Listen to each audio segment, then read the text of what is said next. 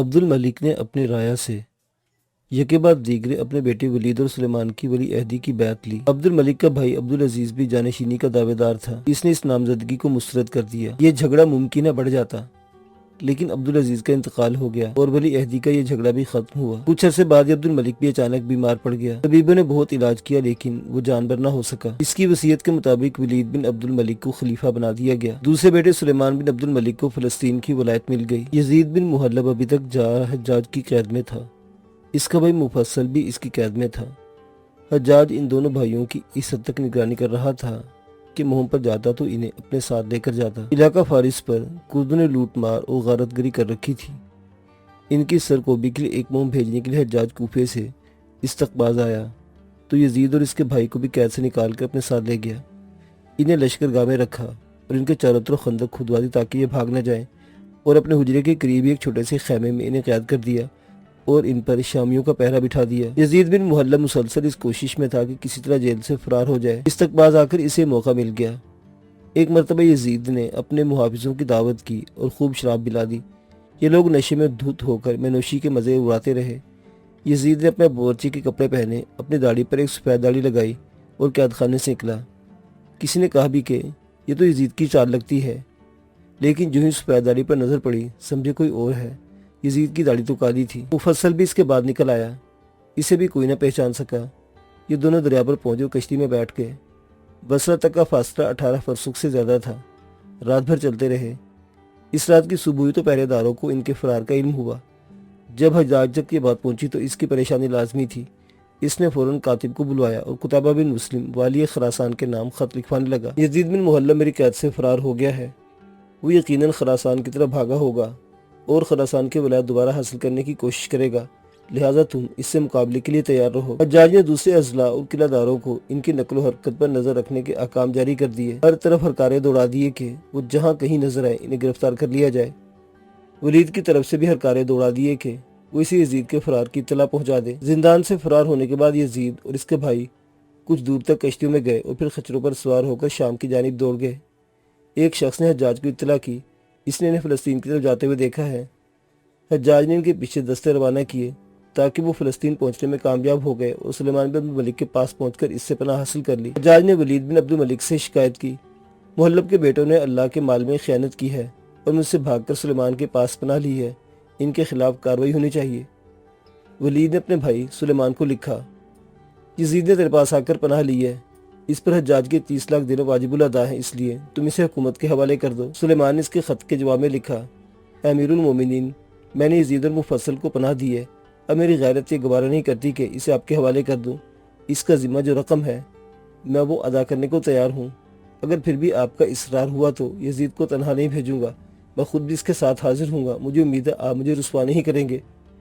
ولید نے صاف لکھ دیا، اگر تم ان کے ساتھ آؤ گے تو بھی انہیں معاف نہیں کروں گا۔ سلیمان عبد الملک اب مزید اصرار نہیں کر سکتا تھا۔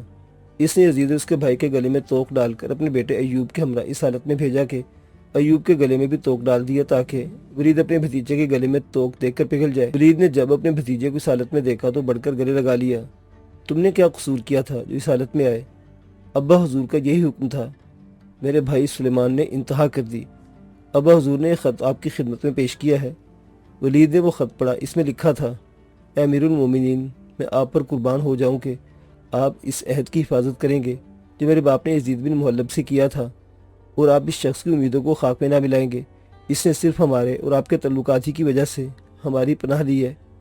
اس نے اور اس کے باپ نے اور اس کے تمام خاندان نے اسلام کی خدمت میں وہ کام انجام دیے ہیں جنہیں سب جانتے ہیں۔ میں نے اسے آپ کی خدمت میں بھیج دیا ہے کہ جو وعدہ امان میں نے اپنے سر لیا ہے اسے توڑ ڈالیں اور مجھے اس طرح سخت رنج پہنچائے۔ آپ کو اللہ تعالیٰ کا واسطہ دے کر عرض کرتا ہوں، آپ ہرگز تعلقات منقطع نہ کریں۔ میرے حقوق کی عزت کرنا چاہتے ہیں تو میری طرف سے یزید کو معاف کر دیجیے، اور جو کچھ اس پر مطالبہ ہے میں ادا کرنے کو تیار ہوں۔ خط پڑھنے کے بعد ولید کا دل پگھل گیا۔ اس نے یزید اور اپنے بھتیجے کو بیٹھنے کا اشارہ کیا۔ میں نے یزید کو معاف کیا اور اس کی بیڑیاں کھولنے کا حکم دیتا ہوں۔ اس کے حکم کے مطابق یزید اور اس کے بھائی کو سلیمان کے پاس واپس بھجوا دیا اور حجاج کو لکھا، چونکہ یزید اور اس کے خاندان والے سلیمان کے پاس ہیں، اس لیے میں ان کے خلاف کوئی کارروائی نہیں کرنا چاہتا اور تم بھی ان کو چھوڑ دو۔ آئندہ ان کے بارے میں کوئی خط نہ لکھنا۔ حجاج بھی خاموش ہو کر بیٹھ گیا۔ مکران میں مجاہد تمیمی اسلامی فتوحات کے جھنڈے گاڑ رہا تھا، باغیوں کی سرکوبی کر رہا تھا۔ اس نے اس فتح یابی کی روح میں بلاد سندھ پر بھی تخت و تاراج شروع کر دی، ہر طرف لوٹ مار کی، قزابیل کے قبائل پر فتح یاب ہوا۔ 1 سال کی قلیل مدت میں اس نے باغیوں کو کچل کر رکھ دیا تھا، لیکن اس سے زیادہ اسے موقع نہیں ملا۔ فرشتہ اجل آن پہنچا اور وہ پیوندہ خاک ہو گیا۔ حجاج بن یوسف اس وقت اپنے رہائش گاہ کے ایک کمرے میں بیٹھا ملک کے مختلف حصوں سے آئی ہوئی ڈاک کو دیکھ رہا تھا۔ خریم بن عمر کی بستی کا سردار محمد بن ہارون نمری بھی بیٹھا تھا کہ حجاج کو مکران کے قاصد کی آمد کی اطلاع دی گئی۔ اے آنے والے قاصد، میرے لیے اچھی خبر ہے یا بری؟ امیر محترم، گورنر مکران مجاہد تمیمی اللہ کو پیارے ہو گئے۔ کسی دشمن کی تلوار قصوروار ہے؟ نہیں، وہ کچھ دنوں سے بیمار تھے۔ حجاج نے گردن جھکا لی۔ مجاہد کی موت کا اسے شدید صدمہ ہوا تھا جو اس کے چہرے سے ظاہر تھا۔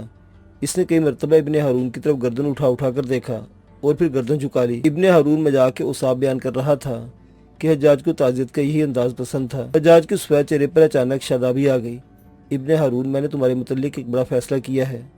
غلام حاضر ہے۔ مجاہد تمیمی کی جگہ تم لے سکتے ہو۔ اس وقت مکران کو والی کی اشد ضرورت ہے۔ ابن ہارون، میں تمہیں مکران کا والی مقرر کرتا ہوں۔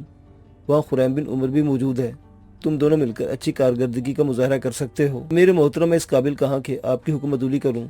میں مکران کے والی کی حیثیت سے مکران جانے کو تیار ہوں۔ وہ اپنی بستی سے مکران کی طرف روانہ ہو گیا۔ حجاج نے محمد بن ہارون کو ہدایت کی تھی کہ جہاں تک اس کے امکان میں ہو علافی خاندان والوں کو ماخوذ کرے اور اس کی جستجو میں کوئی دقیقہ و فروگزاش نہ کرے تاکہ سعید کلابی کے خون کا پورا انتقام لیا جائے۔ ابن ہارون نے ایک علافی شخص کو پکڑا جو خلیفہ کے حکم سے قتل کیا گیا اور اس کا سر حجاج کے پاس روانہ کیا۔ ابن ہارون نے 5 برسوں تک جنگلوں اور وادیوں کو فتح اور مغلوب کرنے میں مشغول رہا۔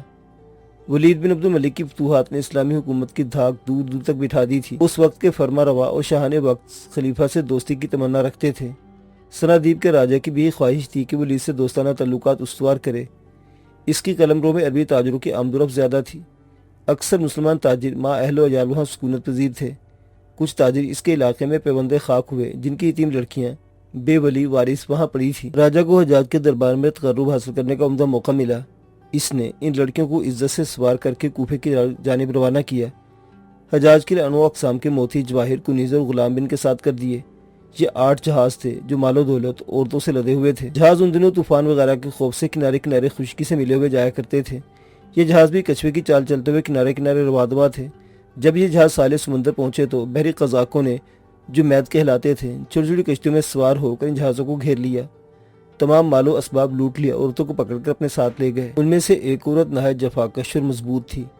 اسے بالوں سے پکڑ کر کھینچا جا رہا تھا، لیکن وہ کسی صورت ان لٹیروں کے ساتھ جانے کو تیار نہیں ہو رہی تھی۔ بالآخر جب وہ مجبور ہو گئی تو اس نے نہایت دردناک آواز میں صدا بلند کی، یا حجاج اغثنی، اے حجاج میری مدد کو پہنچ۔ اس آواز میں ایسا درد تھا کہ حجاج بھی تڑپ اٹھا۔ یہ آواز کوفہ تک پہنچی۔ اس جہاز پر کچھ حاجی بھی سوار تھے۔ وہ اپنی جان بچا کر جھاڑیوں میں چھپ گئے اور بعد میں ایک چھوٹی سی کشتی میں سوار ہو کر کسی نہ کسی طرح بچتے بچاتے مکران کے ساحل پر پہنچے۔ پھر وہاں سے خشکی کے راستے، جنگلات، میدانوں اور دشوار گزار پہاڑی سلسلوں کو عبور کرتے ہوئے شیراز پہنچ گئے۔ یہاں چند روز قیام کرنے کے بعد بصرہ پہنچ گئے۔ یہاں آ کر معلوم ہوا کہ حجاج بن یوسف بصرہ میں قیام پذیر ہے۔ یہ لوٹے پیٹے مسافر حجاج کے دربار میں باریاب ہوئے۔ ان لوگوں نے رو رو کر اپنی بپتا سنائی۔ جب وہ اپنی سرگزشت کے اس مقام پر پہنچے جہاں ایک عورت حجاج کو مدد کے لیے پکار رہی تھی تو حجاج کی آنکھوں میں نمی تیرنے لگی۔ اس نے بے ساختہ کہا، لبیک یا بنت قوم لبیک۔ اس فکر کو اس نے 3 مرتبہ دہرایا اور جوش غضب سے اٹھ کر کھڑا ہو گیا جیسے ابھی جانے کے لیے تیار ہو۔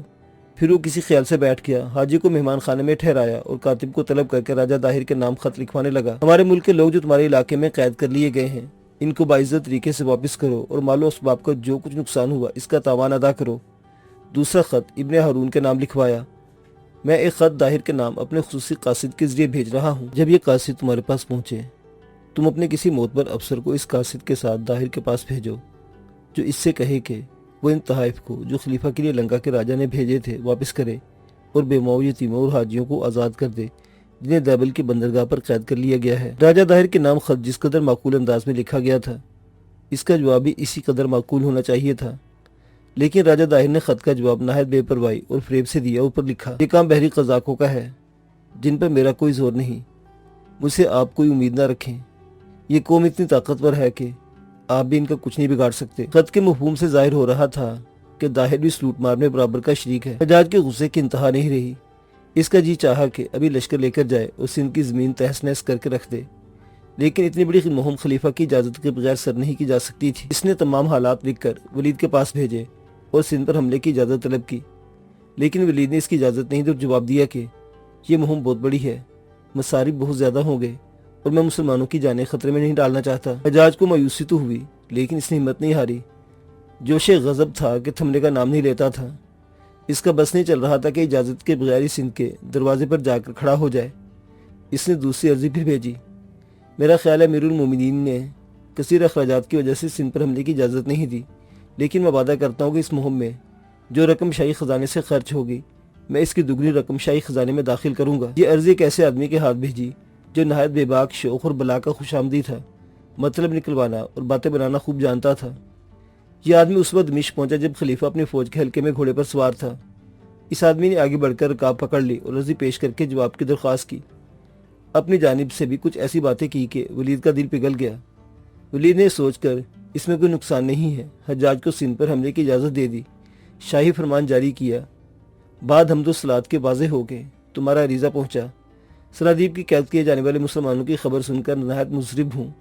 तुमको इजाज़त दी जाती है कि तुम फ़ौरन सिंध पर लश्कर कशी करो, लेकिन सिंध बहुत दूर है, लिहाजा मामूली मुहिम न भेजी जाए और ना ही मामूली लोगों को भर्ती किया जाए, बल्कि तजर्बाकार और पुरजोश मुजाहिदीन को भेजा जाए। अगरचे मैं और दमिश्क के लोग मुजाहिदीन से दूर होंगे, मगर हमारी दुआएं इनके साथ होंगी। आज से ये हुक्म दे दिया गया है कि हर मस्जिद में मुसलमानों की आफियत और फतह याबी के लिए दुआ की जाए। वलीद बिन अब्दुल मलिक की इजाजत मिलते ही हज्जाज ने अब्दुल्ला बिन निबहान की सिपा सालारी में एक लश्कर दैबल की तरफ रवाना किया। अब्दुल्ला बिन निबहान और राजा दाहिर के लश्कर के दरमियान खौफनाक जंग हुई। अब्दुल्ला इस कदर जोशीला था कि इसने फौज से काम लेने की जगह खुद अपनी शुजाअत से इस कदर काम लिया कि ऐन मार के जंग में शहीद हो गया। मुसलमान अपना मकसद हासिल न कर सके।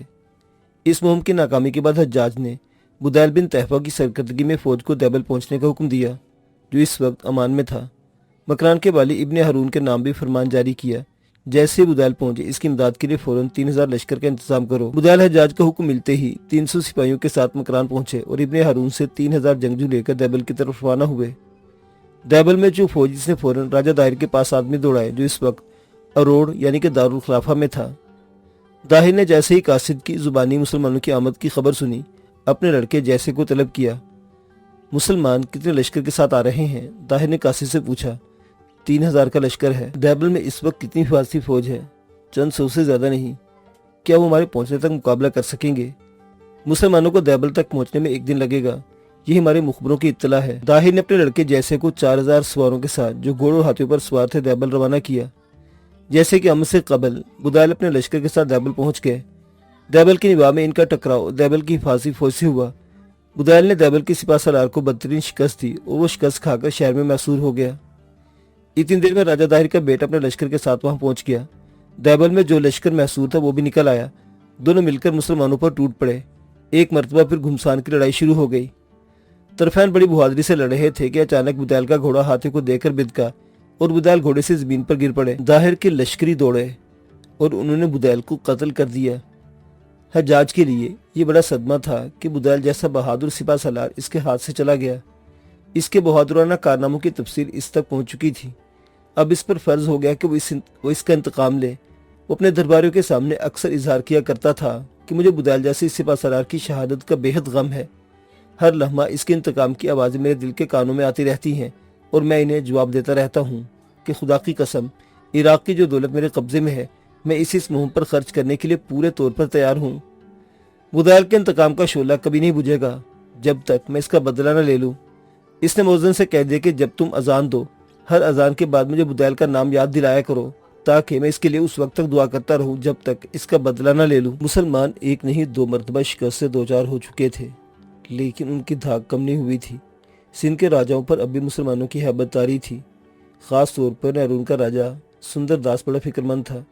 बुदैल की शहादत के बाद इसकी फिक्र में इजाफा हो गया था। इसे यकीन था कि मुसलमान इसका इंतकाम ज़रूर लेंगे, लिहाजा इसने मुशीरों को तलब करके मशवरा किया। तुम देख रहे हो कि मुसलमानों का सिपा सलार बुदैल राजा दाहिर की सिपाहियों के हाथों मारा गया है। मुसलमान इस कत्ल का बदला ज़रूर लेंगे।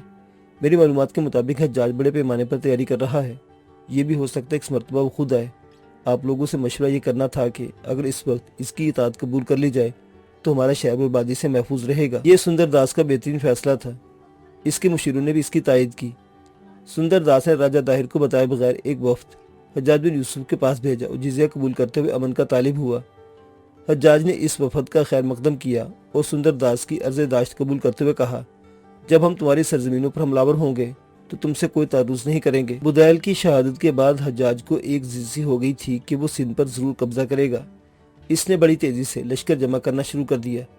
اسے 2 مرتبہ کی ناکامیوں کے بعد یقین ہو گیا تھا کہ سندھ فتح کرنے کے لیے نہایت تربیت یافتہ لشکر کی ضرورت ہے۔ اس نے ایک خوب تربیت یافتہ لشکر کا انتخاب کیا۔ اس نے 6000 دلیر اور بہادر شامی لشکر سے منتخب کیے اور بکثرت جوان مرد دوسرے لشکروں سے چنے۔ 6000 تیز رفتار گھوڑے ان بہادروں کی سواری کے لیے منتخب کیے۔ اس کے علاوہ کئی ہزار اونٹ بوجھ اٹھانے کے لیے منتخب کیے۔ وہ برابر اس فکر میں تھا کہ اس لشکر کی سپہ سالاری کس کے سپرد کی جائے۔ کئی لوگوں نے از خود اپنے نام پیش کیے، لیکن اب وہ کوئی خطرہ مول لینا نہیں چاہتا تھا۔